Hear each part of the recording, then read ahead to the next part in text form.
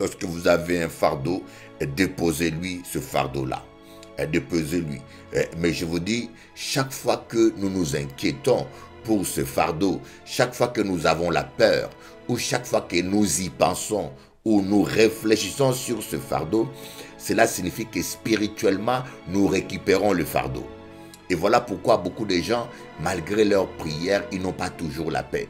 Parce que Jésus-Christ promet, il dit, je vous donnerai du repos. Voyez, le repos, c'est la joie, la paix et la justice. Et dites-vous toujours que le diable vient toujours par des faux raisonnements. Vous voyez, lorsque vous déposez un fardeau entre les mains de Jésus, alors le diable va toujours essayer de vous influencer pour les récupérer.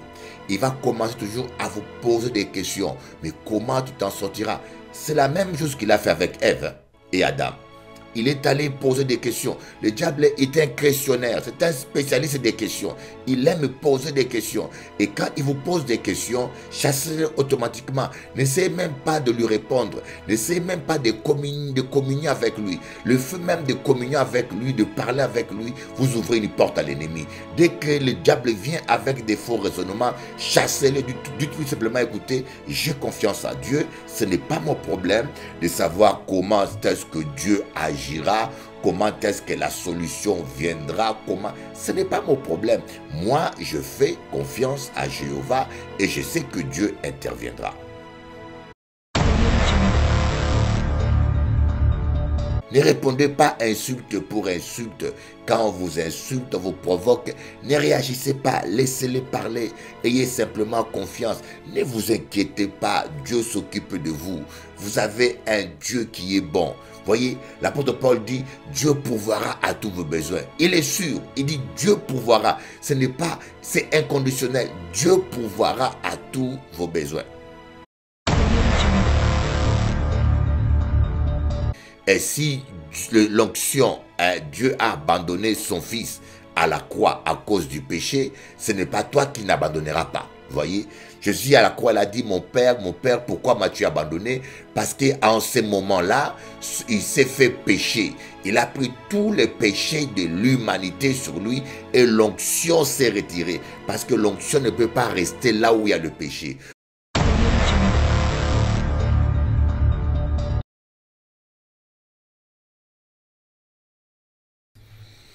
Bonjour, chers amis téléspectateurs. Moi, content de partager avec vous autres paroles à bon Dieu. Soyez là, ça encore, pour une fois. Avant de commencer l'émission là, on a pensé que ce serait une bonne chose que nous prions un petit peu. Amen. Ce serait une bonne chose que nous puissions prier, demander la grâce du Seigneur et l'assistance du Saint-Esprit. Nous allons prier ensemble. Cher Saint-Esprit, puisses-tu nous parler? Cher Saint-Esprit, puisses-tu nous édifier? Cher Saint-Esprit, puisses-tu nous conduire? Nous voulons que tout ce que nous dirons aujourd'hui soit à la gloire du nom de Jésus. Nous voulons tout faire avec toi, Esprit de Dieu. Tu es la vie, tu es notre Dieu, tu es notre force et tu es notre victoire. Au nom précieux de Jésus-Christ, le Fils de Dieu, nous avons ainsi prié. Amen. Alors, comme nous avons dit prier, on voulait écouter un chant d'adoration que moi aimé, un chant qui bon même, et que on voulait partager avec les autres. Nous avons écouté ça, c'est vraiment un très beau chant. Nous avons prié avec ça. Venez en moi, Jésus, aimez-vous. Wow. Venez en moi, Jésus, caché chez vous. Jésus,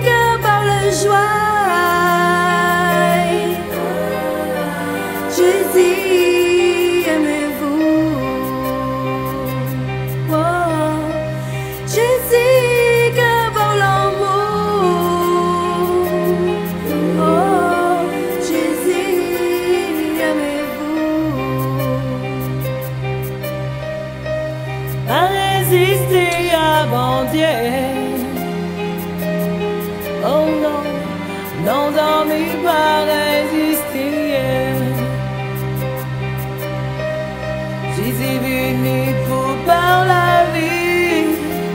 Oh oui, oui, ouverquez à vous pour lui. Jésus s'est sauvé à vous. Oh oui, ouverquez à vous pour l'amour. Venez en moi, Jésus que cherchez vous. Ouais, venez en moi, Jésus aimez-vous. Jésus que par l'amour.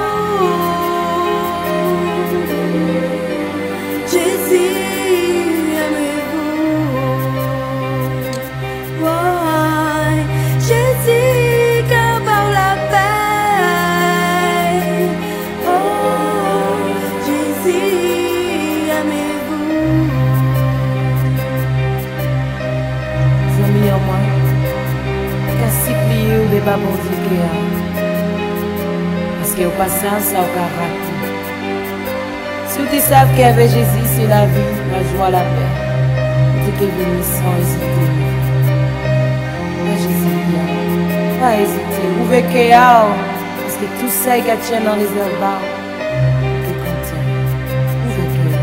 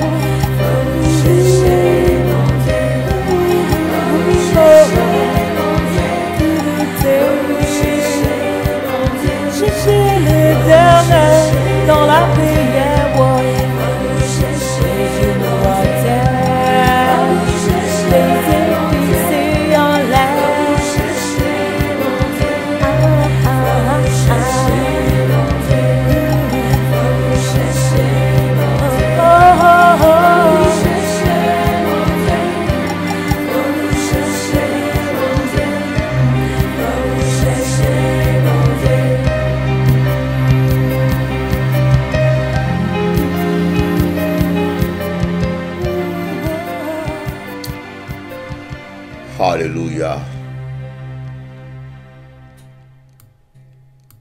Amen. Faut vous chercher, bon Dieu. Faut vous chercher, bon Dieu. Faut vous chercher, bon Dieu. Faut nous chercher, bon Dieu. Faut nous chercher, bon Dieu. Faut nous chercher, bon Dieu. Faut nous chercher, bon Dieu. Faut nous chercher, bon Dieu. Faut nous chercher, Jésus. Faut nous chercher, Jésus. Faut nous chercher, Jésus.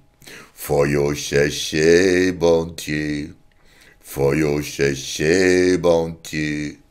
Faut nous chercher, Jésus. Faut nous chercher la vie. Faut nous chercher, bon Dieu. Faut nous chercher, bon Dieu. Faut nous chercher, bon Dieu. Faut nous chercher, bon Dieu. Faut nous chercher, bon Dieu. Faut nous chercher, bon Dieu. Faut nous chercher, Jésus. Faut nous chercher, bon Dieu. Faut nous chercher, bon Dieu. Alléluia. Alléluia. Alléluia. Tu es digne, Seigneur, d'être adoré. Tu es digne, Seigneur, d'être élevé. Tu es digne, Seigneur, d'être proclamé. Tu es digne, notre Dieu. Nous t'aimons, Jésus. Nous t'aimons, Jésus. Je t'aime. Voilà un peu, je voulais commencer avec un chant. Cette émission.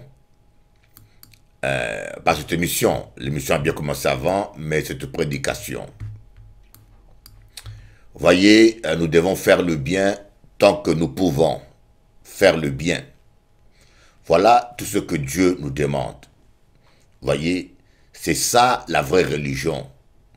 La vraie religion, c'est faire du bien. C'est pas comme tous ces gens qui sont en train de tuer des innocents au nom de Dieu, qui sont en train d'égorger les gens au nom de Dieu, tous ces gens qui n'ont aucune tolérance. Aucune tolérance. Voyez, il n'y a pas de tolérance. Et il y a, que cela soit de musulmans ou même certains chrétiens, la Bible à la main et le paix de l'autre main. Au nom d'un Dieu qui est amour, on fait du mal. Voilà. Je crois que les gens oublient surtout que Dieu est amour. Vous voyez, dans le Coran, il est écrit que Dieu est miséricordieux. Et je ne sais pas quelle est cette miséricorde. Nous allons prier pour ces soldats, ce lieutenant-colonel. Ça m'a fait beaucoup mal. Hein? Ce lieutenant-colonel qui a voulu libérer quelqu'un et qui a été tué à la place de cette dame-là. Nous allons prier pour sa famille. Nous allons prier pour sa fiancée. Oh Seigneur Dieu, nous te prions pour ces soldats qui est parti très jeune, qui est parti parce que c'était un homme de bien. Il a voulu libérer une femme, un homme du courage, Seigneur. Je sais qu'il est auprès de toi. Je sais qu'il est dans la paix et dans la joie. Et maintenant, je veux prier pour sa fiancée qui doit vivre ce temps difficile, pour sa famille. On ne sait pas s'il a déjà des enfants. Oh, Jésus puisse consoler cette famille, surtout sa jeune fiancée. Au nom de Jésus-Christ, Amen. Moi, je suis personnellement très touché par la mort de quelqu'un de bien. De quelqu'un de bien, ça m'a vraiment affecté. Et c'est regrettable comment nous parlons de meurtre, mais dans nos églises, il n'y a pas que de meurtre, voyez. Au nom de Dieu, on insulte. Au nom de Dieu, on calomnie. Au nom de Dieu, on méprise.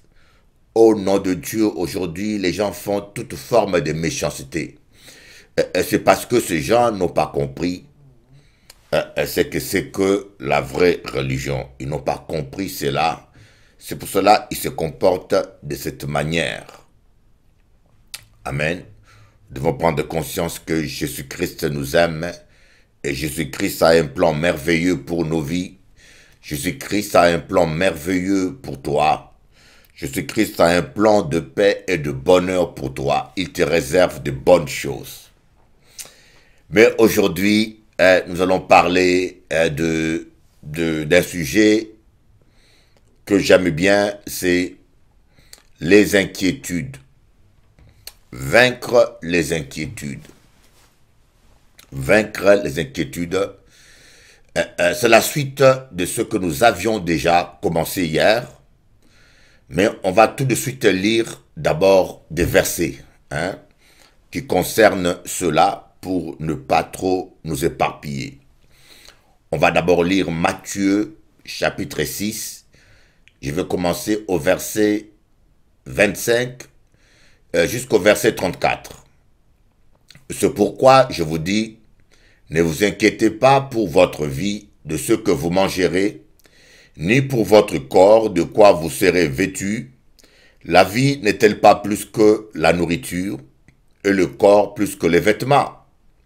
Regardez les oiseaux du ciel, ils ne sèment ni ne moissonnent, et ils n'amassent rien dans des greniers, et votre Père céleste les nourrit. Ne valez-vous pas beaucoup plus qu'eux? Qui de vous, par ses inquiétudes, peut ajouter une coudée à la durée de sa vie? J'aimerais répéter ça. Qui de vous, par ses inquiétudes, peut rajouter une coudée à la durée de sa vie? Et pourquoi vous inquiétez au sujet du vêtement? Considérez comment croissent les lys des champs. Ils ne travaillent ni ne filent. Cependant, je vous dis que Salomon même, dans toute sa gloire, n'a pas été vêtu comme l'un d'eux. Si Dieu rêvait ainsi l'herbe des champs qui existe aujourd'hui et qui demain sera jetée au four, ne vous vêtira-t-il pas à plus forte raison, gens de peu de foi? Ne vous inquiétez donc point et ne dites pas, que mangerons-nous, que boirons-nous, de quoi serons-nous vêtus? Car toutes ces choses, ce sont les païens qui les recherchent. Votre Père céleste sait que vous en avez besoin. Cherchez premièrement le royaume et la justice de Dieu, et toutes ces choses vous seront données par-dessus. Ne vous inquiétez donc pas du lendemain, car le lendemain aura soin de lui. À chaque jour suffit sa peine. Voyez, Jésus n'a pas dit ne vous inquiétez pas, ne pensez pas au lendemain. Non, ne vous inquiétez pas. Il y a une grande différence entre penser au lendemain et s'inquiéter du lendemain. Et le problème des fois des inquiétudes, les inquiétudes sont parfois reliées au manque de foi sur l'amour de Dieu. Parce que de fois, nous croyons pas, nous n'avons pas conscience de l'amour de Dieu. Ainsi, Jésus-Christ nous montre que si Dieu se préoccupe même des herbes des champs, si Dieu donne des habits aux herbes des champs, si Dieu nourrit les oiseaux qui ne sont pas créés à son image, si aucun de nos cheveux ne peut tomber sans que Dieu ne le permette. En cas quoi que n'y a madame là qui a collé les cheveux, et c'est pas anti-biblique, moi pas contre, vous voyez. Mais je dis que vous collez les cheveux et vous, les sœurs, vous en prenez soin, mais je connais très peu de sœurs qui peuvent me dire combien de cheveux ils ont dans la tête. Mais un peu dire ça, Dieu connaît le nombre de cheveux que vous avez dans votre tête. Alors, si Dieu arrive même à prendre soin des animaux, comment ne pourra-t-il pas prendre soin de nous? Et surtout, il y a quelque chose à relever. Les inquiétudes sont liées au manque de foi. Il dit, homme de peu de foi. Pourquoi on s'inquiète?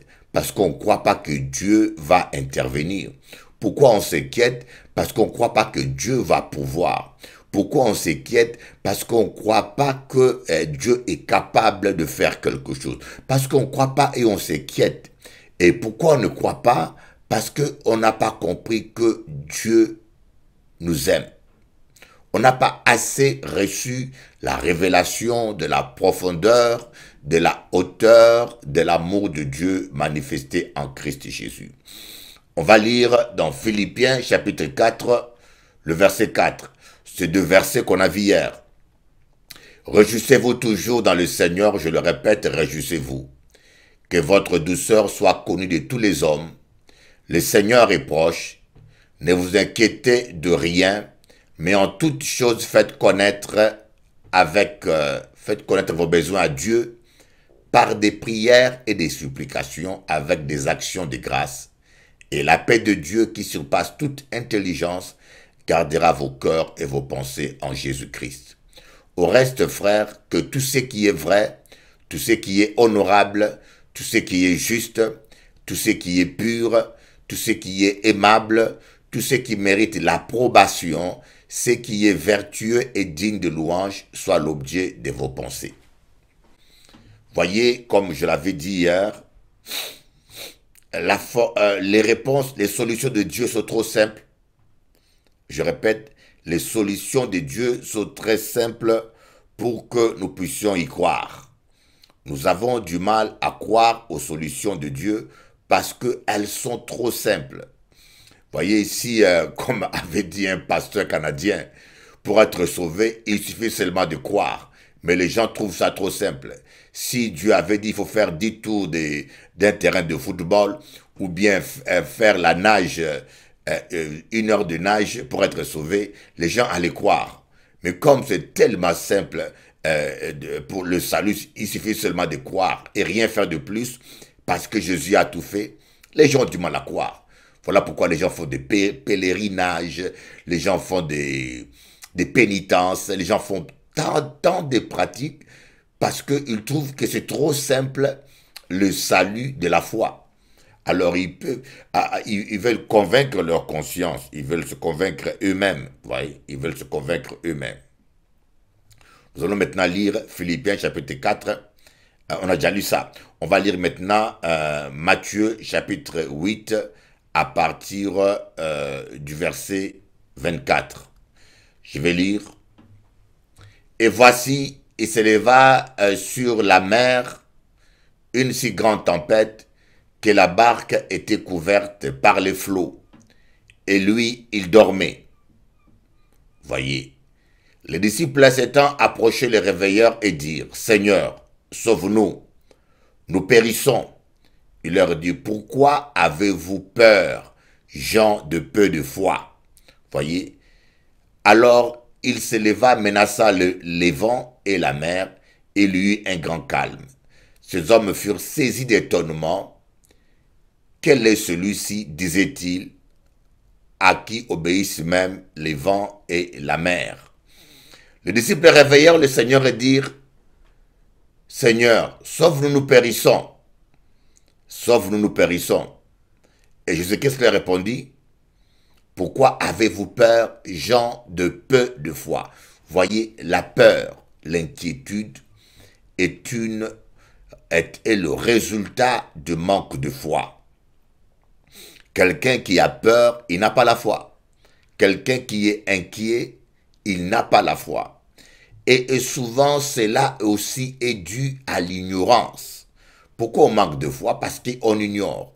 On ignore des fois que celui qui est en nous est plus fort que celui qui est dans ce monde. On ignore parfois que Jésus-Christ qui habite en nous, il est plus fort que le diable qui est dans ce monde. Et le fait qu'on ignore cela, des fois on panique. On ignore la puissance de Dieu pour nous. Alors on va lire maintenant le dernier verset, Matthieu 11, verset 28. Que dit la parole de Dieu, « Venez à moi, vous tous qui êtes fatigués et chargés, et je vous donnerai du repos. » Venez à moi, vous tous qui êtes fatigués et chargés, et je vous donnerai du repos. Prenez mon joug sur vous et recevez mes instructions, car je suis doux et humble de cœur, et vous trouverez du repos pour vos âmes, car mon joug est doux et mon fardeau est léger. Alors, j'aimerais vous dire, si vous n'avez pas de paix, cela veut dire simplement que vous n'avez pas confié votre fardeau, votre problème à Jésus. Vous n'êtes pas venu au pied du Seigneur. Quand Jésus-Christ dit « Venez à moi », et il dit « Venez déposer vos fardeaux ». Plusieurs fois, nous venons à Jésus, mais nous ne déposons pas nos fardeaux. Nous parlons de nos fardeaux, mais nous ne les déposons pas. Voyez, nous ne donnons pas nos fardeaux, nous ne nous déchargeons pas. Voyez, quand vous vous déchargez d'un fardeau, vous ne sentez plus le poids du fardeau. Voyez, vous ne ressentez plus le poids de ce fardeau. Voyez, les gens disent, j'ai confiance à Dieu, je priais ce matin, mais toute la journée, ils sont en train de parler de leurs problèmes. Toute la journée, ils sont en train de s'inquiéter sur leurs problèmes. Toute la journée, ils sont en train de réfléchir sur leurs problèmes. Voyez?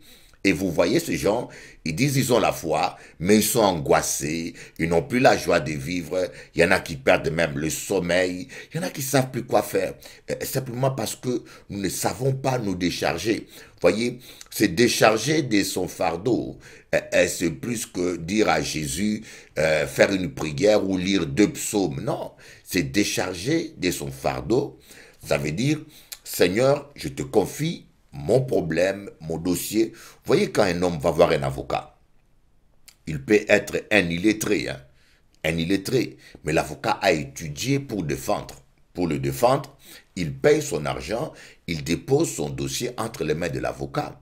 Voyez, il ne demande pas à l'avocat, explique-moi comment tu vas me défendre, explique-moi quel article. Il fait simplement confiance. Et l'avocat se charge de son dossier, l'avocat étudie son dossier et l'avocat le défend. Quand vous allez voir un médecin, voyez, le médecin, il vous prend, il vous met à la table de l'opération et il vous anesthésie. Vous faites confiance au médecin. Et le médecin fait son travail. Et c'est un peu ça que le Seigneur attend de nous. Le Seigneur veut que nous puissions le faire confiance. Lorsque nous allons à ses pieds, lorsque vous avez un fardeau, déposez-lui ce fardeau-là. Déposez-lui. Mais je vous dis, chaque fois que nous nous inquiétons pour ce fardeau, chaque fois que nous avons la peur, ou chaque fois que nous y pensons, où nous réfléchissons sur ce fardeau, cela signifie que spirituellement, nous récupérons le fardeau. Et voilà pourquoi beaucoup de gens, malgré leurs prières, ils n'ont pas toujours la paix. Parce que Jésus-Christ promet, il dit, je vous donnerai du repos. Voyez, le repos, c'est la joie, la paix et la justice. Voyez, vous ne pouvez pas, et Jésus ne peut pas mentir. Vous ne pouvez pas me dire que vous avez confié votre problème à Jésus, vous avez confié votre célibat à Jésus, vous êtes déchargé de vos problèmes financiers ou de vos dettes ou de vos problèmes de santé auprès de Jésus. Et en même temps, vous êtes tout le temps en train d'en parler, en train d'y penser, vous êtes tout le temps angoissé. Ce n'est pas normal, c'est que vous ne l'avez pas du tout déposé. Et dites-vous toujours que le diable vient toujours par des faux raisonnements. Vous voyez, lorsque vous déposez un fardeau entre les mains de Jésus, alors le diable va toujours essayer de vous influencer pour les récupérer. Il va commencer toujours à vous poser des questions. Mais comment tu t'en sortiras? C'est la même chose qu'il a fait avec Ève et Adam. Il est allé poser des questions. Le diable est un questionnaire, c'est un spécialiste des questions. Il aime poser des questions. Et quand il vous pose des questions, chassez-le automatiquement. N'essayez même pas de lui répondre. N'essayez même pas de communier avec lui. Le fait même de communier avec lui, de parler avec lui, vous ouvrez une porte à l'ennemi. Dès que le diable vient avec des faux raisonnements, chassez-le. Dites-lui simplement, écoutez, j'ai confiance à Dieu. Ce n'est pas mon problème de savoir comment est-ce que Dieu agit.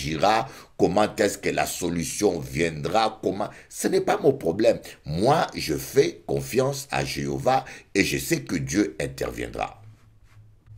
Alléluia.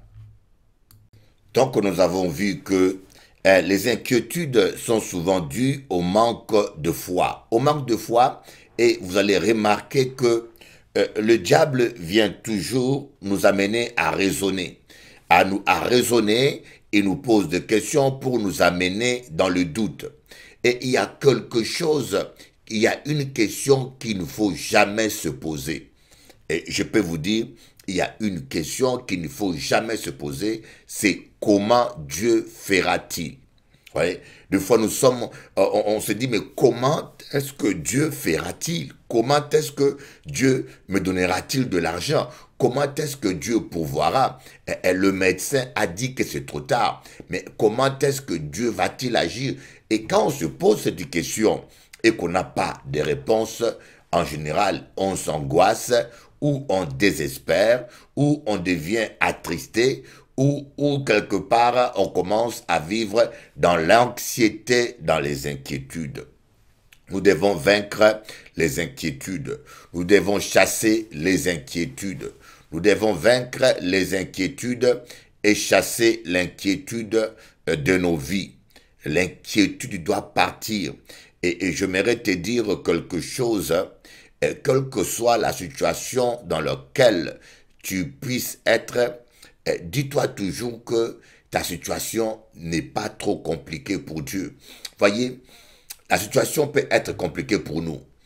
On ne voit pas comment on va s'en sortir. Vous voyez, on ne voit pas comment on va s'en sortir. Mais ce n'est jamais compliqué pour Dieu. Des fois, nous oublions qui est Dieu. Nous oublions. Des fois, nous croyons en Dieu, mais parfois, nous oublions des fois. Vous voyez, des fois, devant un problème, on oublie. Devant un problème, on oublie même la Bible. On oublie même qui est Dieu. Vous voyez, à cause des émotions, à cause du choc, à cause des angoisses, à cause de la peur, on peut même oublier les promesses de Dieu.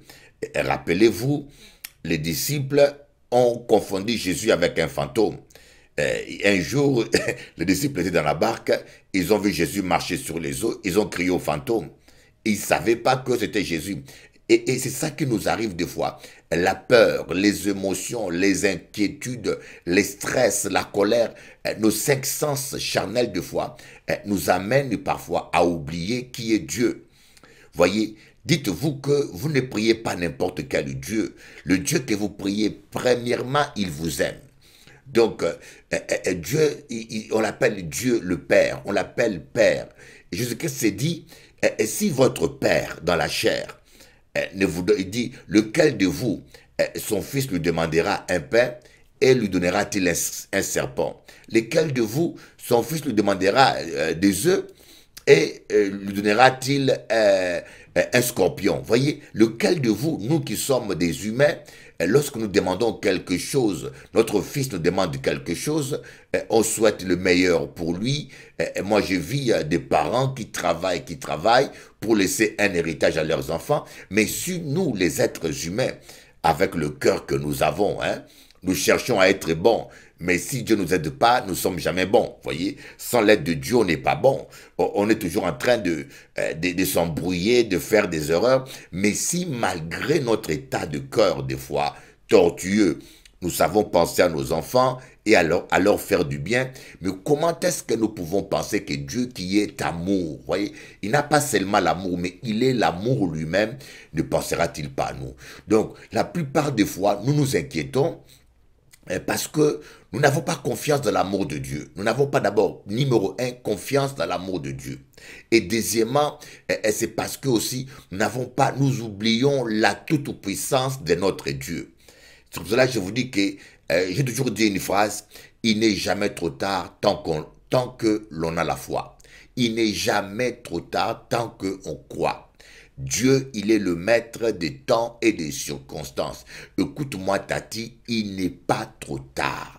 Je ne sais pas quel âge tu as, je ne sais pas quelle situation tu traverses, mais moi, je peux te dire qu'il n'est pas trop tard.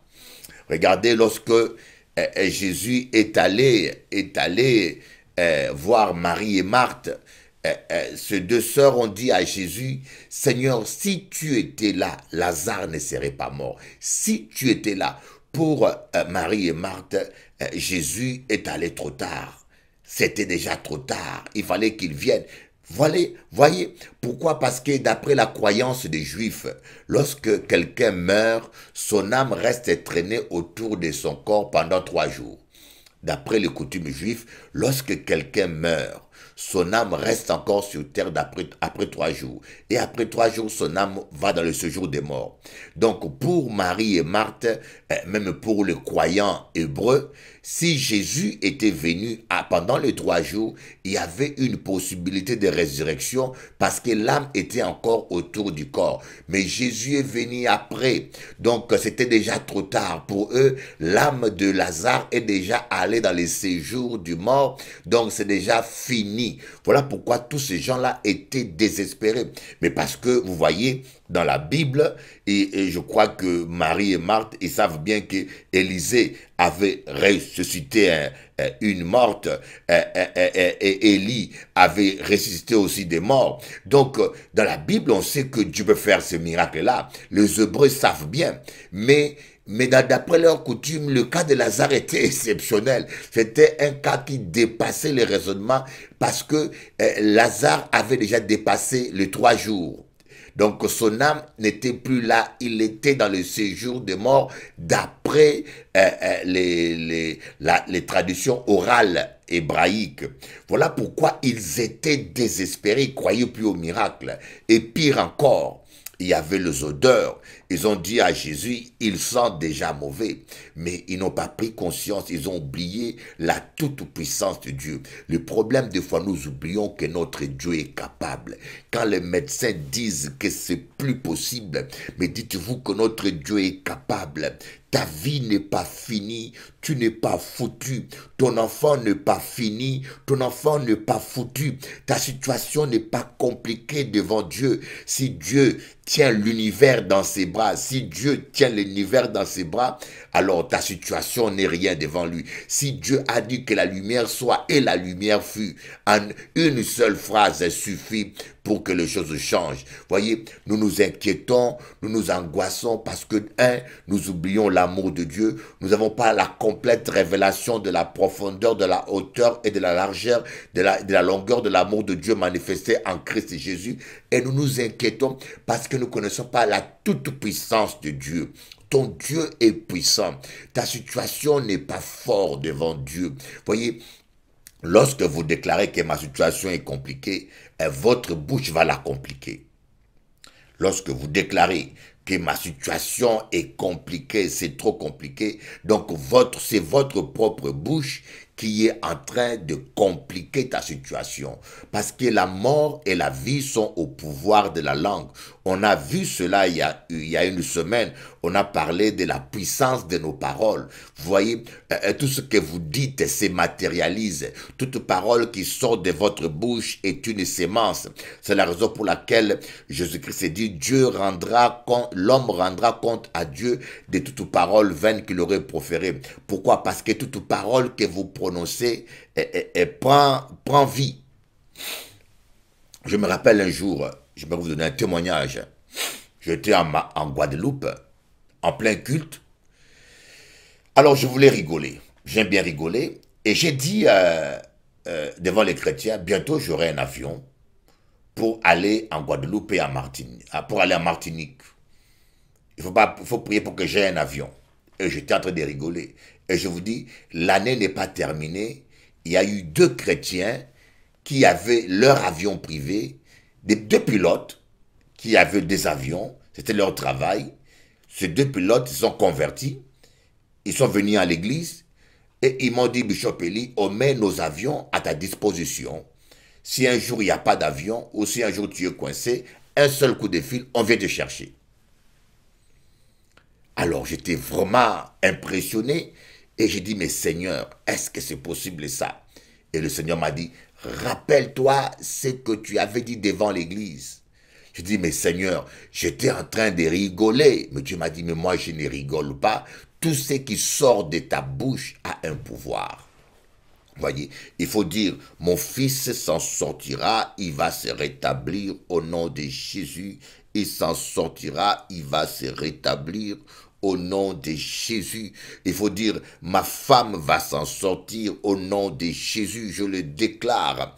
Mon mari va s'en sortir, il va changer. Ma fille va s'en sortir, il va changer. Le couple de ma fille va être restauré. Mon enfant réussira ses études. Oui, voilà pourquoi David disait, le bonheur et la grâce m'accompagneront tous les jours de ma vie. Et il est confessé et c'est ce qu'il vivait. Faites attention à ce que vous confessez.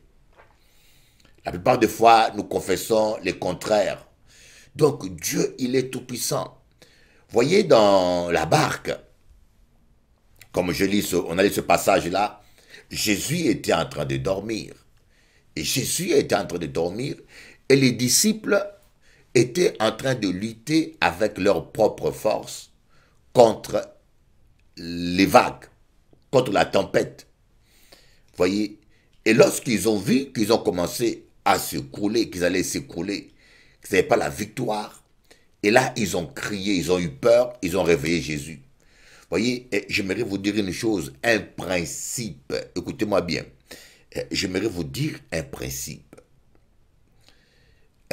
Jésus ne se battra jamais pour vous si vous-même vous vous battez dans la chair. Écoutez-moi bien. Jésus ne combattra jamais pour toi si toi-même tu prends les choses en main et tu combats avec ta propre force. Simplement parce que il ne donne pas sa gloire à un autre. Imaginez-vous que tu veux changer ton mari. Et pour le changer, tu commences à crier, à le menacer, à faire toutes des choses charnelles, je ne sais pas qu'est-ce que tu fais. Ou bien tu veux récupérer des sous par exemple, et pour les récupérer, tu commences à menacer la personne. En même temps, tu pries. Hein. que Dieu touche le cœur de la personne et en même temps tu menaces la personne, tu l'appelles, tu l'agresses. Bon, si demain la personne vous rembourse votre argent, vous ne saurez pas si c'est par Dieu que cela est arrivé ou c'est par vos menaces. Et quand le Seigneur agit, il aime bien que toute la gloire lui revienne. Quand le Seigneur agit, il aime bien que clairement, que cela soit clair, que toute la gloire lui revienne. Parce que Dieu, il n'aime pas partager sa gloire avec un être humain. Voilà pourquoi vous devez apprendre à faire confiance à Dieu. Vous devez apprendre à faire confiance à Dieu. Voyez, ou bien c'est Dieu qui combat pour vous, ou c'est vous-même qui combattez pour vous-même. Voyez, et beaucoup de gens empêchent à Dieu d'agir. Voilà pourquoi Dieu dit, si ton ennemi a faim, donne-lui à manger. S'il a soif, donne-lui à boire. Ce sont des charbons ardents que tu amasses sur sa tête. Dieu dit dans sa parole, c'est à moi la vengeance et c'est à moi la rétribution. Laissez Dieu vous venger. Laissez Dieu vous venger. Je me rappelle un jour, je ne sais pas si cette dame-là, elle est à Paris aujourd'hui, ou bien s'il est maintenant en Guadeloupe ou, mais cette dame a disparu. Il y a 20 ans, j'ai loué une salle à l'assainissement, 6e rue de l'assainissement, il y a 23 ans, non, 20 ans peut-être. J'étais là et j'occupais le rez-de-chaussée, c'était la salle de culte. Le premier étage, c'était elle, et moi, le deuxième étage, j'avais fait mes bureaux, et le troisième étage, j'habitais là. Et parfois, quand les chrétiens montaient pour venir dans mon bureau, me rencontrer et parler avec moi, des fois certains chrétiens confondaient les étages. Au lieu qu'ils aillent au deuxième étage, ils allaient sonner au premier étage. Et cette femme-là était agacée, et elle a pris un papier, il a écrit sur le papier, elle s'est permis d'écrire sur le papier, ici, chez le gourou. Il a écrit un papier, il a marqué, ici, ce n'est pas chez le gourou. Chez le gourou, c'est là-bas en haut. Et cette femme s'est permis d'écrire ça. Et un jour, j'étais dans mon bureau, et j'ai un frère qui m'a dit, Bishop Eli, viens voir ce que ta voisine a fait. Et je suis descendu en bas des escaliers. Je suis arrivé au premier escalier, je vois, il a écrit, ici, ce n'est pas chez le gourou c'est en haut. Et le frère a voulu enlever les papiers. Je lui ai dit, n'enlève pas ça. Laisse-la. Laisse ça coller sur la porte. N'enlève pas ça. Alors, on n'a pas enlevé. Je dis, laisse-la faire. Je l'ai laissé. Le papier est resté 1 mois. Mais vous savez, et Dieu l'a puni. Et quand Dieu l'a puni, c'était terrible. Parce qu'un jour, je dormais à minuit. J'attends une femme en train de crier dans la rue. Elle criait dans la rue. Et tous les voisins sont sortis. Son propre frère, c'est pas les Bishop Eli, son propre frère s'est fâché avec lui. Et je ne sais pas quel est ce démon qui a pris son frère. Son frère l'a tapé en pleine rue. Son frère l'a déshabillé publiquement devant tout le monde. Et je peux vous dire, le lendemain matin, il a fait sa valise, ses clics et ses claques, il a quitté le quartier. Ne répondez pas insulte pour insulte. Quand on vous insulte, on vous provoque, ne réagissez pas, laissez-les parler. Ayez simplement confiance. Ne vous inquiétez pas, Dieu s'occupe de vous. Vous avez un Dieu qui est bon. Voyez, l'apôtre Paul dit, Dieu pourvoira à tous vos besoins. Il est sûr, il dit Dieu pourvoira. Ce n'est pas, c'est inconditionnel. Dieu pourvoira à tous vos besoins. Mais le vrai problème, j'aimerais vous le dire, la clé de la paix, c'est la sainteté. Parce que Dieu est avec nous quand on est avec lui. Et Dieu ne nous abandonne jamais, mais c'est nous qui abandonnons Dieu. Dieu a dit, jamais je ne t'abandonnerai et jamais je ne te délaisserai. Donc Dieu n'abandonne jamais ses enfants. En réalité, c'est nous qui abandonnons le plus souvent Dieu. Parce que Dieu, dans sa parole, il dit clairement que jamais il t'abandonnera, jamais il te te délaissera. Mais le fait que nous vivons dans la rancune, le fait que nous vivons dans la jalousie, le fait que nous vivons dans la colère et on ne se répand pas, on vit dans la méchanceté, dans le colporage, dans des cancans, dans la fornication, certains vivent dans la masturbation, d'autres vivent dans plein de vices. Le fait que nous vivons dans le vice et dans le péché, c'est ce qui fait que l'onction de Dieu se retire. J'ai toujours dit, si l'onction, Dieu a abandonné son fils à la croix à cause du péché, ce n'est pas toi qui n'abandonneras pas. Voyez, Jésus à la croix, il a dit, mon Père, pourquoi m'as-tu abandonné? Parce qu'en ce moment-là, il s'est fait pécher. Il a pris tous les péchés de l'humanité sur lui et l'onction s'est retirée. Parce que l'onction ne peut pas rester là où il y a le péché. Voilà pourquoi il a dit, mon Père, pourquoi m'as-tu abandonné? Donc si Dieu a abandonné son fils à la croix à cause du péché, ce n'est pas toi, monsieur, avec ta tête et tes dents et tes cheveux et tes perruques, je ne sais pas ce que... C'est pas toi que Dieu n'abandonnera pas à cause du péché. Donc, le point le plus important, il faut toujours se sanctifier avec le sang de Jésus. Et je peux vous dire, tant que nous serons sur terre, nous ne serons jamais parfaits. Qu'on ne vous mente pas, il n'y a pas un seul homme parfait qui peut dire qu'il ne pêche pas. Il n'y a pas un seul homme parfait. Nous péchons tous d'une manière ou d'une autre. C'est la raison pour laquelle Jésus-Christ est venu mourir. Hein? C'est la raison pour laquelle Jésus-Christ a donné son sang. Voyez, l'apôtre Jean dit dans 1 Jean chapitre 1, si nous péchons, le sang de Christ est là pour nous purifier de tout péché. Voyez, le sang de Christ est là, mais il faut une repentance. Il faut une repentance sincère et honnête. Mais la plupart des fois, nous prions. Moi, actuellement, j'ai une femme. Il y a une femme que je connais. Je n'aurai pas de précision. Cette femme-là, elle s'est dit chrétienne. Elle jeûne des mois et des mois, des semaines et des semaines, sans manger, elle boit, elle perd des kilos. Mais elle m'a insulté de tous les noms.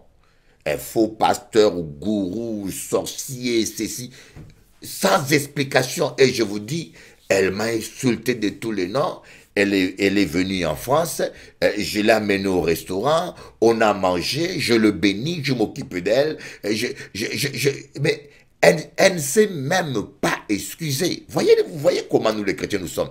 On n'est même pas capable de s'excuser. Tu insultes quelqu'un, un innocent, quelqu'un qui n'a rien fait. Je vous dis, je n'ai rien fait du mal, mais elle-même dans sa tête, elle m'a donné la responsabilité d'une situation et elle m'a insulté de tous les noms qui existent. Je peux vous dire, il n'y a pas pire insulte que ça. Donc, elle m'a insulté. Et non pas seulement elle m'a insulté, le pire, elle ne s'excuse même pas. Et je peux vous dire là, elle continue à prier, elle continue à gêner. Je ne comprends pas comment est-ce que vous n'arrivez pas à comprendre qu'on peut prier et jeûner et prier en vain. Vous n'avez pas tort de vous inquiéter si votre vie n'est pas en règle. Si votre vie n'est pas en règle, inquiétez-vous. Et répentez-vous pendant qu'il est temps. Voyez? Mais tant que votre vie est en règle, vous n'avez pas à vous inquiéter. Faites confiance à Dieu. La Bible dit que celui qui craint l'Éternel trouve une issue en toutes circonstances. Celui qui craint l'Éternel trouve une issue en toutes circonstances. Oh, remakaba. Celui qui craint l'Éternel trouve une issue en toutes circonstances. Oh, j'aime ça. Écoutez-moi bien, j'aime ça. Je peux vous dire, j'aime ça. Celui qui craint l'Éternel trouve une issue en toutes circonstances. Oh, a aimé ça. A aimé parole à bon Dieu. A pas ça si vous pas aimé, mais moi a aimé parole à bon Dieu. Karoba shekereba sotoroba barakama shorobaba sakaraba yondo sorobaba baba baba baba baba baba oriama kaba shondoro baba baba baba orama baba baba baba baba baba baba. Alléluia, alléluia, alléluia. Merci Jésus, merci Jésus. Alléluia, alléluia, merci Jésus. Il est le Dieu qui change les circonstances et les temps. Devant lui, rien n'est trop compliqué. Oh oui, je peux vous dire, devant lui, rien n'est trop compliqué. Oh oui, je peux vous le répéter, devant lui, rien n'est compliqué. Oh, ta situation n'est rien devant Dieu. Amen. En cas fait écouter un chant, ça a marché sur quoi? Écoutez bien ça.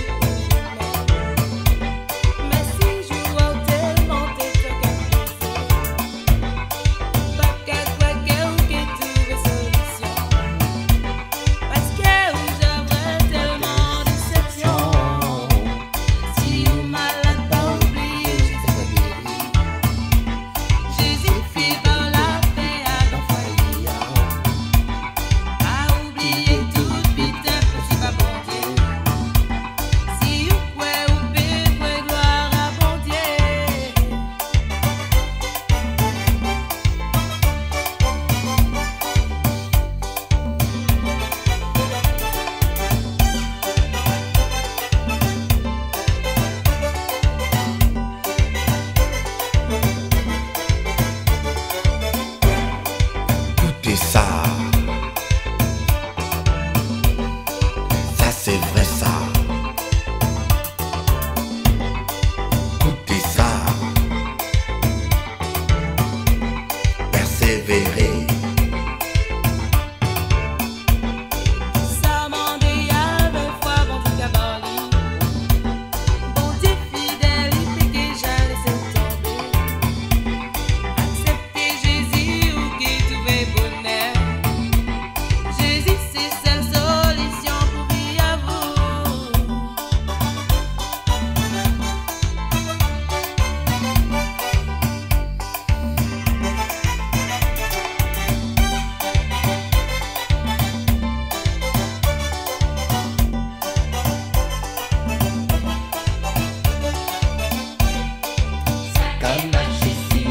Si vous croyez que Jésus aimez-vous. Ça que marche si vous croyez. Si vous croyez qu'il est par l'amour. Ça que marche si vous croyez. Si vous croyez en Jésus-Christ. Ça que marche si vous croyez. Jésus vivant. Si vous croyez trouver des solutions. Ça que marche si vous croyez. Jésus vivant. Ça que marche si vous croyez. Jésus puissant. Ça que marche si vous croyez. Même si réponse là qu'a traîné. Faut pas douter, frère à moi. Persévérer en prière ça. Ou qu'elle trouver solution.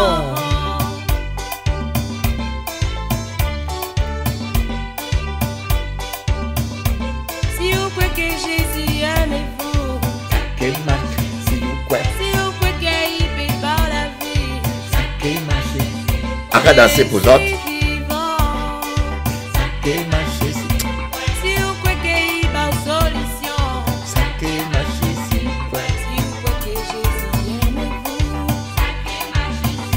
Jésus puissant. En Jésus-Christ. Oh, cher ami, il ne faut pas baisser tes mains. Jésus prend soin de toi. Il pourvoira à tous tes besoins. Tu as la victoire en son nom. Tout marchera parce que Dieu est avec toi. Regarde pas aux circonstances. Regarde Jésus. Alléluia.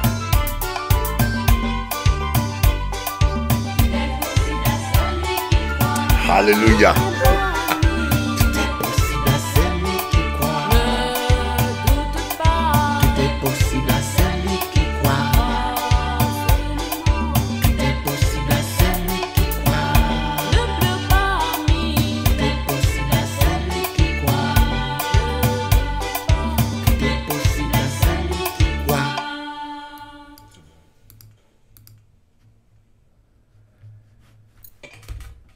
Alléluia. Oh, ça a marché sur quoi t'as dit? Ça a marché. J'ai mal aux pieds, mais a essayé de danser. Vous avez vu comment je danse, hein? Ah, dis-moi, est-ce que tu as vu comment je danse? Hein? Il faut danser. La joie du Seigneur, c'est ma force. La joie, il faut danser, voyez. Même quand ça va pas, même là où il y a problème, ces moments-là, il faut danser pour Jésus, bouger pour Jésus. Oh, ce sont des chants que j'ai écrits il y a plus de 23 ans.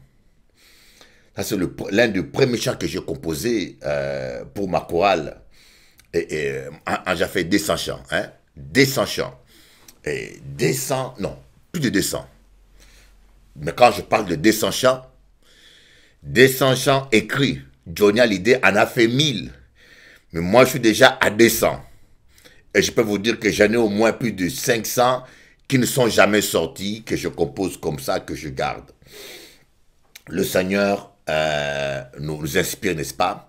Et j'aime bien, voilà, j'aime bien partager aussi avec vous un petit moment de partage comme ça. Danser pour l'Éternel, c'est écrit dans la Bible, danser pour l'Éternel. Il faut danser. Hein? En dansant pour Dieu, tu vas perdre quelques kilos un petit peu aussi. Ok? Oh, Dieu ne demande pas qu'on soit fainéant. Ah, nous allons... j'aimerais vous faire écouter encore un autre chant et puis nous allons continuer notre soirée. Toujours là, nous ensemble. J'en ai tellement de chants. Oui, oui, j'en ai tellement de chants. Merci Seigneur, ça a marché. En cas chercher un chemin. Ah, c'est un très beau chant. C'est un chant que j'ai écrit avec... j'ai composé avec un frère... comment s'appelle-t-il ce frère? Il y a un frère guadeloupéen que j'ai rencontré il y a 23 ans. J'avais fait la mélodie et puis il a mis les paroles dessus et la mélodie. Et puis j'ai fait un petit refrain. C'est un chant qui est beau. J'aime beaucoup ces chants-là. Écoutez un peu ça.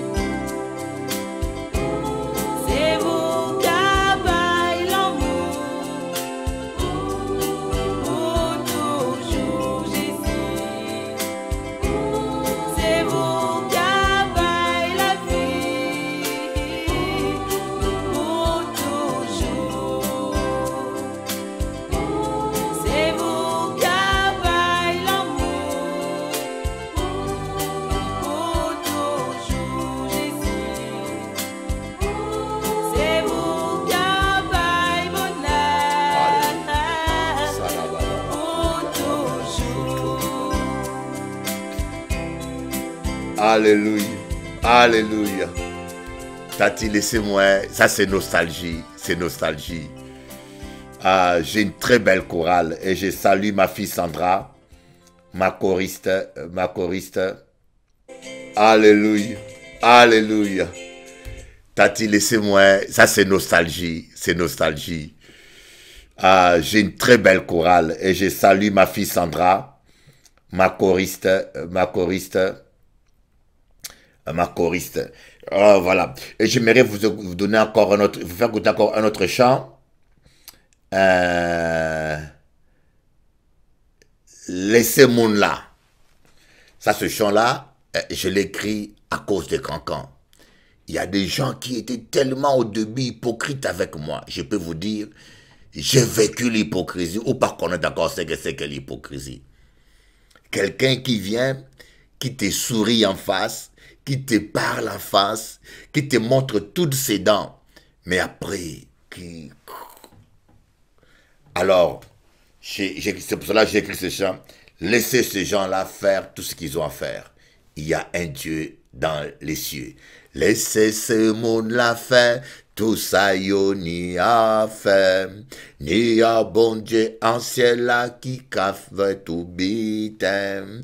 Il cavre tout ça, yo qu'a dit et fait même en cachette. Chaque monde qui récolté. Tout ça yo si mais. Oh, j'aime ça. Si vous voulez prendre ces chants-là, ça vous plaît, il faut simplement aller sur iTunes Score, Amazon, toutes les plateformes électroniques. Vous écrivez les chants du Christ, vous allez voir ces chants. Ils sont là, en téléchargement. Ok, suivez.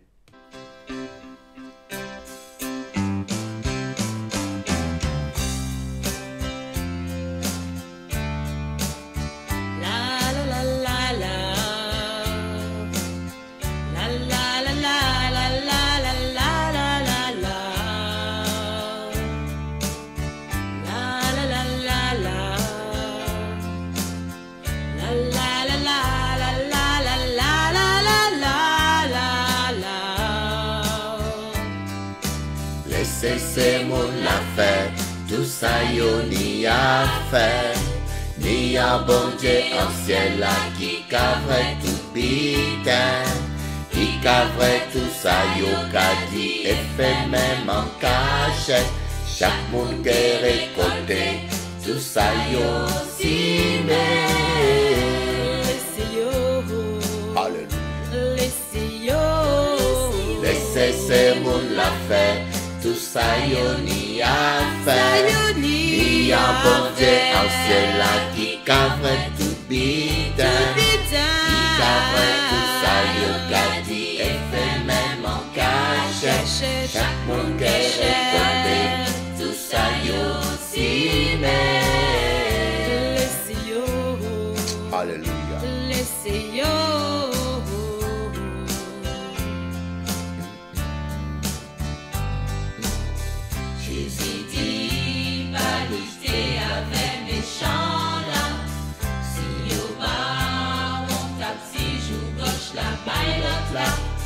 Si blé, les gens laissés, moi aussi, appuyer, si bon Dieu y agit, appuyer, si bon Dieu, laissez ces mots la fait, tout ça yo ni a fait, ni un bon Dieu en ciel là qui cavre tout bitin, qui cavre tout ça yo qu'a dit et fait même en cachette, chaque monde qui récolté, tout ça yo si mais.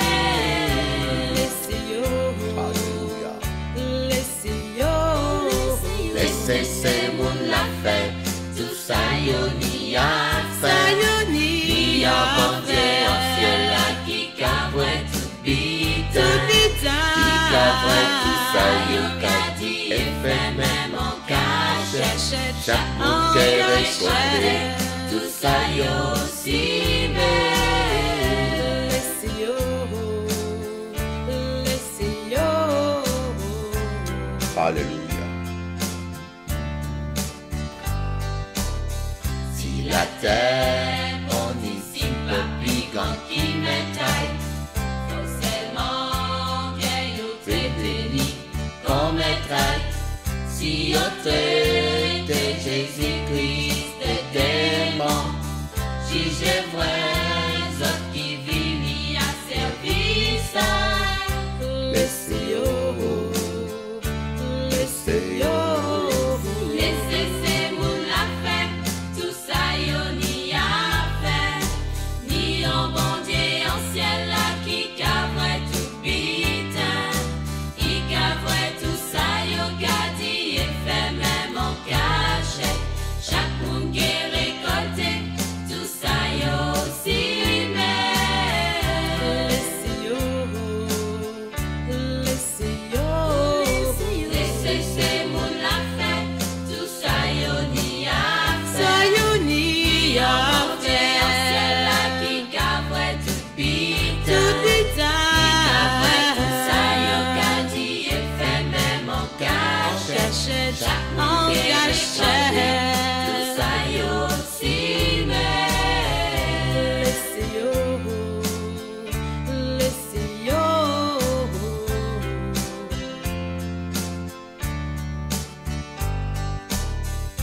Chaque monde qui est récolté, ça y aussi met. Chaque monde qui est récolté, ça y aussi met. Chaque monde qui est récolté, ça y aussi met. Chaque monde qui est récolté, ça y aussi met. Chaque monde qui est récolté, ça y aussi met. Chaque monde qui est récolté, ça y aussi met. Chaque monde qui est récolté, ça y aussi met. Chaque monde qui est récolté, ça y aussi met. Chaque monde qui est récolté, ça y aussi met. Chaque monde qui est récolté, ça y aussi met. Et je vous dis, ce chant-là, je les ai composés, la musique, avec 2 doigts. Je ne savais pas jouer au piano, et je ne sais pas toujours jouer au piano. Et c'est avec des rythmes automatiques, des notes complètes, et la programmation de piano que je faisais, et j'ai composé plus de 150 chants comme ça. Et ce sont les chants que les gens aiment le plus. Tous les chants qui ont été programmés avec des programmeurs, des musiciens, tout ce qui a été complexe, les gens n'aiment pas. À pas comprendre à rien. À pas comprendre à rien. Bon, alors ça, c'est des chants que j'ai programmés, la musique a été faite par le petit frère de Guy Houlier, hein, Expérience 7. Expérience 7. Son petit frère m'a fait des programmations. Attends, on va déjà enlever ça, préparer ça pour...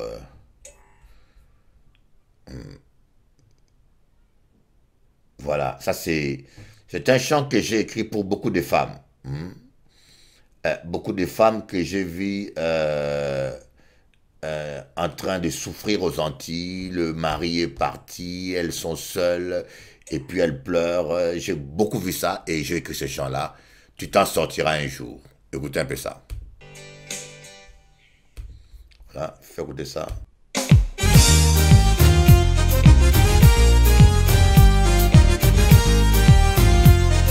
Regarde danser un peu, ok?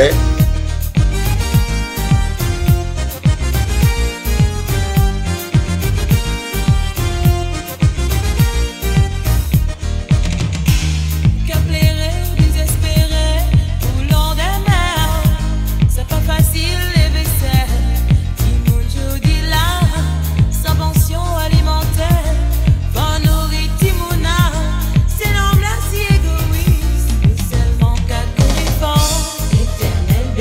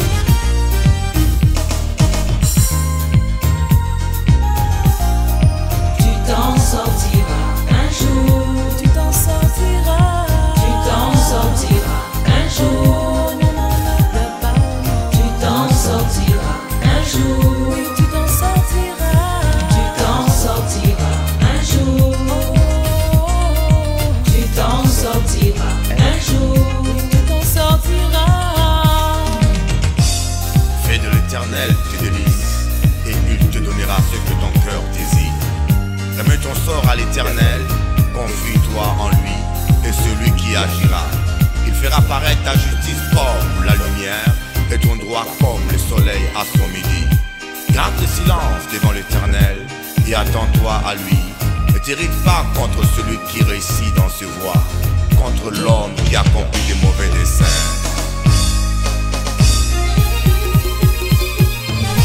Ne regarde pas au passé, Jésus-Christ est l'avenir. Ne regarde pas au problème, Jésus-Christ est ta réponse. Ne regarde pas aux échecs, Jésus-Christ est ta victoire.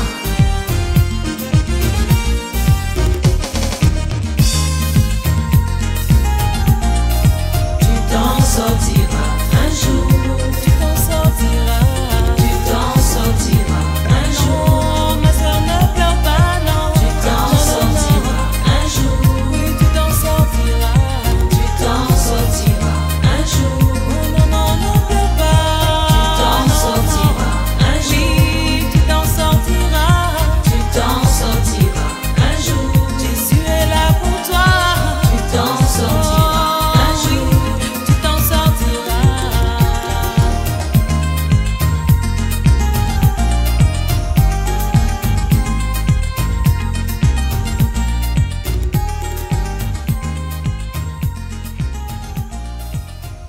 Oh, à Pédiou, ça, j'ai tellement de chants, on peut passer Oh, à Pédiou, ça, j'ai tellement de chants, on peut passer une année entière à écouter ça.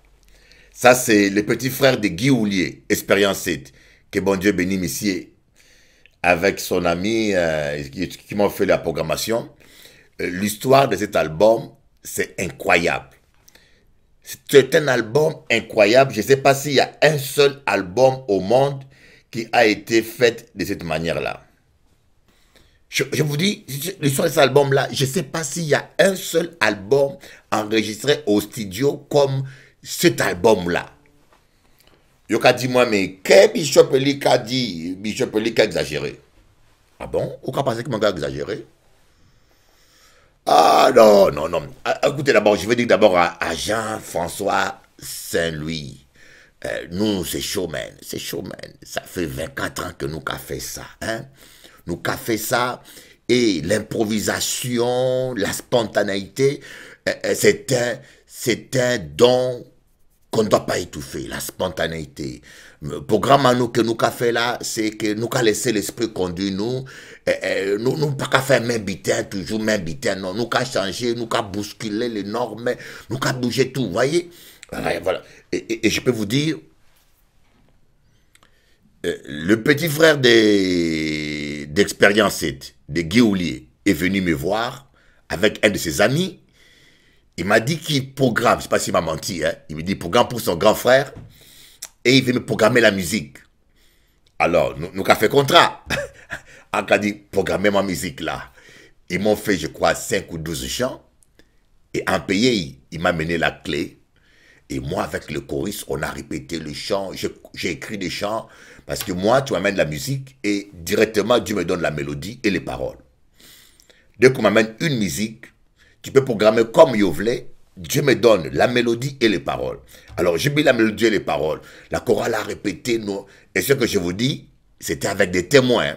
Il y a Sandra qui est là. Il y a Sabine, hein, qui a déjà un peu vieilli, qui est là. Ils savent de quoi je parle. Et nous sommes allés au studio. Une fois que nous sommes arrivés au studio, chez Joab. C'est Joab. Il est là, Joab. On arrive chez Joab, à Gosier, on rentre au studio. Et on dit, on va commencer le premier chant. Je prends la clé qu'on m'a donnée et on met la musique. C'est une autre musique qui joue. Bon Dieu. Les choristes ont répété une autre musique. Et là, on attend une autre musique. Tous les chants que j'ai composés, c'était d'autres chants. Et j'avais déjà payé la journée du studio. Donc, on devait ou perdre la journée ou chanter quelque chose. Et automatiquement, j'ai dit au choriste, ne vous inquiétez pas. on va prier, je vais composer sur place. Et ils m'ont dit, ah. Il dit, ne vous inquiétez pas, toutes choses concourent au bien de ceux qui aiment Dieu. Je vais composer sur place. Vous savez ce que j'ai fait? J'ai ouvert ma Bible et j'ai dit, premier chant, on me donne ça. Je chante une mélodie, j'écris une mélodie, un refrain en swahili ou en lingala ou en français. J'apprends seulement au choriste le refrain et le choriste chante seulement le refrain. Et moi, je lis les versets des psaumes et des proverbes que j'aime. J'ai ouvert ma Bible et je commence à lire tous les versets des psaumes et des proverbes que j'aime. Et c'est pour cela que j'appelle l'album Paroles chantées. Alors, à fait écouter les paroles de David. Là, c'était un album, j'ai pris que de paroles de David. A fait ça comme ça. Mais je peux vous dire, l'album a plu à beaucoup du monde. L'album a plu à beaucoup du monde et ça a porté du fruit, je peux vous dire, un peu dur ça a porté du fruit. Bon, on va écouter ça, après nous qu'à clôturer. Écoutez ça. Parole de David, l'homme selon le cœur de Dieu. Oh Dieu, tu es mon Dieu, je te cherche, mon âme a soif de toi. Mon corps soupire après toi, dans une terre aride, desséchée sans eau. Ainsi je te contemple dans le sanctuaire, pour voir ta puissance et ta gloire. Car ta bienveillance est meilleure que la vie, mes lèvres te glorifieront. Ainsi je te bénirai toute ma vie, je lèverai mes mains en ton nom.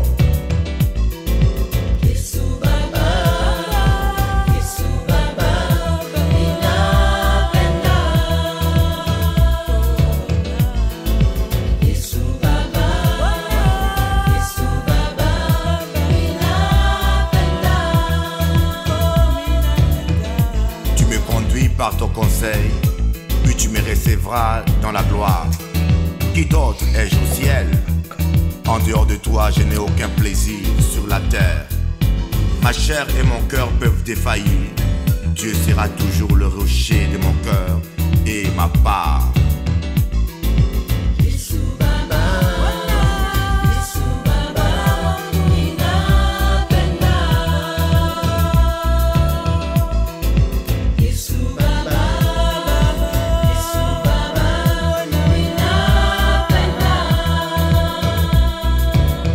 Tes demeures sont chéries, éternelles des armées. Mon âme soupire, elle défaille après les parvis de l'éternel. Mon cœur et ma chair acclament le Dieu vivant. Le passereau même trouve un gîte et l'hirondelle un nid où elle peut déposer ses petits. Les autels éternels des armées, mon roi et mon Dieu. Heureux ceux qui habitent ta maison, ils te loueront encore.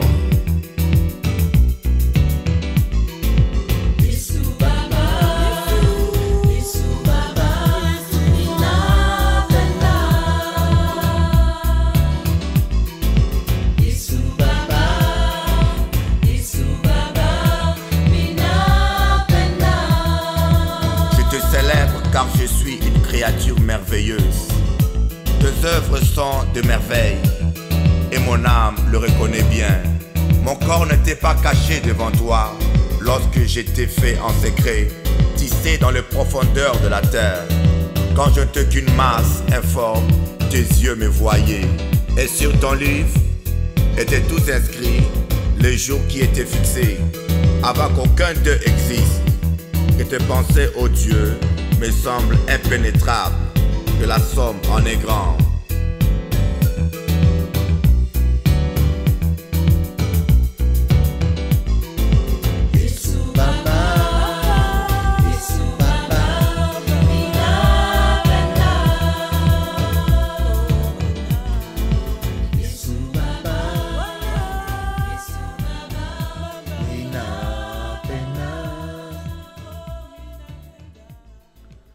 Voilà un album qui a été écrit en un seul jour. C'est impressionnant. Que Dieu vous bénisse et on va continuer notre programme. Ne vous inquiétez pas, Jésus-Christ vous aime. À bientôt.